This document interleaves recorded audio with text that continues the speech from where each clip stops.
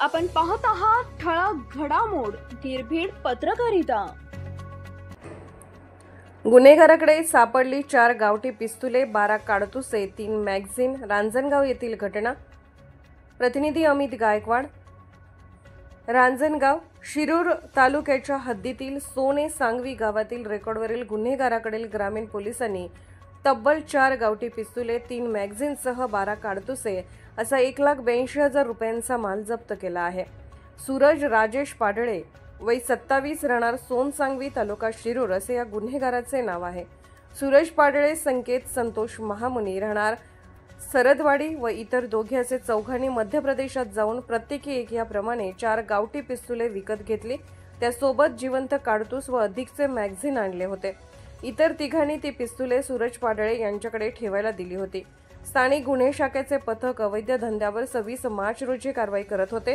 त्यावेळी या पथकाला रेकॉर्डवरील गुन्हेगार सूरज पाडळे यांच्याकडे पिस्तूल असल्याची माहिती मिळाली। त्यानुसार स्थानिक गुन्हे शाखेच्या पथकाने सोनसांगवी गावात जाऊन सूरज पाडळे याला पकडले। त्याच्याकडील एक व इतर तिघांनी ठेवायला दिलेली 3 अशी 4 गावठी पिस्तुले, 12 जिवंत काडतुसे, 3 मॅगझीन असा 1,82,000 रुपयांचा माल जप्त केला आहे। सूरज पाडळे व संकेत महामुनी हे रेकॉर्डवरील गुन्हेगार असून त्यांच्यावर यापूर्वी शरीराविरुद्धचे व आर्म ॲक्ट अंतर्गत गुन्हे दाखल आहेत। नव्या वर्षात स्थानिक गुन्हे शाखेने 7 पिस्तुले व 17 जिवंत काडतुसे हस्तगत केली आहे। विशेष पोलीस महानिरीक्षक सुनील पुलारी हे सध्या पुणे जिल्ह्याच्या वार्षिक तपासणीसाठी पुण्यात आहेत। स्थानिक गुन्हे शाखेने कारवाई करून मोठ्या प्रमाणावर पिस्तुले हस्तगत केल्याने त्यांनी पोलीस अधीक्षक पंकज देशमुख व स्थानिक गुन्हे शाखेचे कौतुक केले आहे।